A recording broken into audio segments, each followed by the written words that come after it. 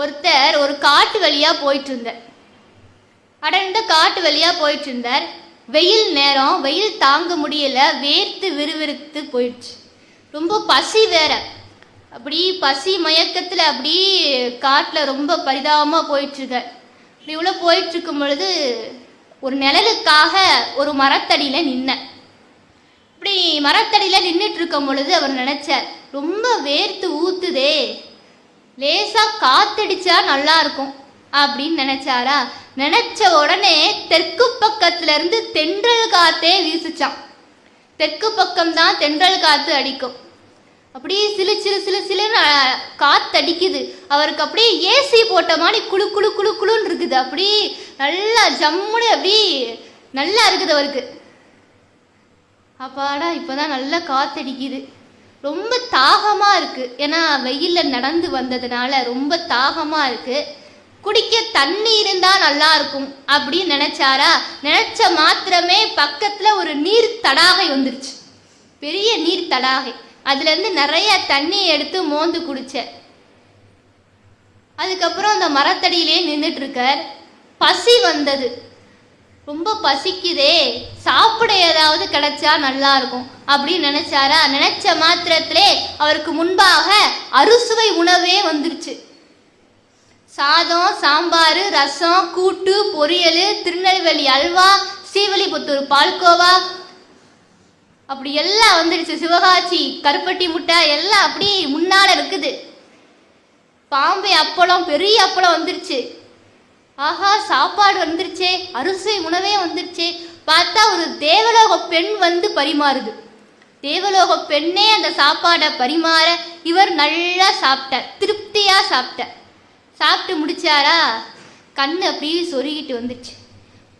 கொஞ்ச நேரம் தூங்கணுமே, தூங்குறதுக்கு ஒரு கட்டில் மெத்தை இருந்தா நல்லா இருக்கும்னு நினைச்சார். நினைச்ச உடனே தேக்கு மர கட்டில், இலவம் பஞ்சம் மெத்தை, தலகாணி எல்லாம் வந்துருச்சு.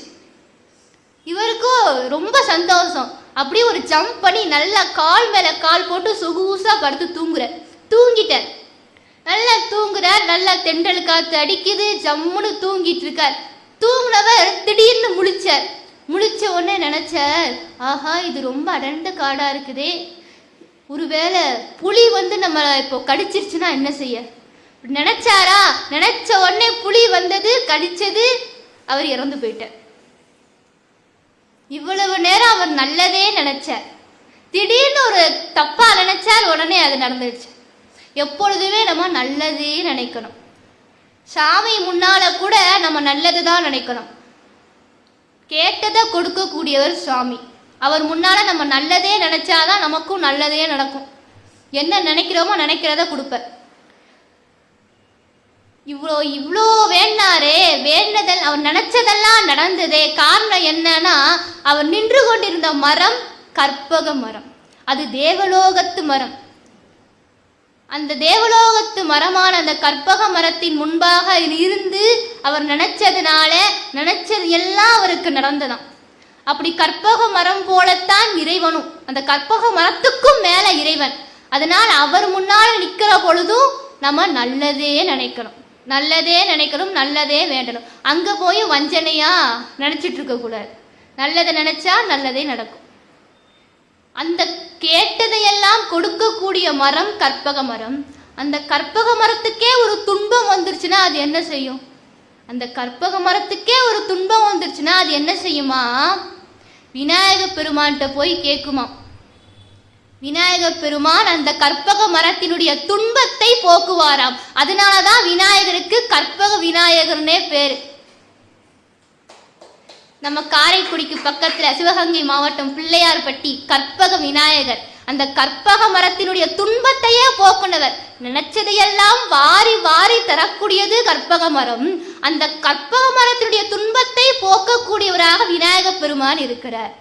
அப்போ அவர் நமக்கு எவ்வளவு வரங்களை அள்ளி அள்ளி தரக்கூடியவராக அவர் இருப்பார். அதனாலதான் அருணகிரிநாதர் பாடுறார், கற்றிடும் அடியவர் புத்தியில் உரைபவர் கற்பகம் என வினை கடிதேகும். கற்பக விருட்சம் மாதிரி கேட்ட வரங்களை எல்லாம் அள்ளி அள்ளி தரக்கூடியவர் விநாயக பெருமான்.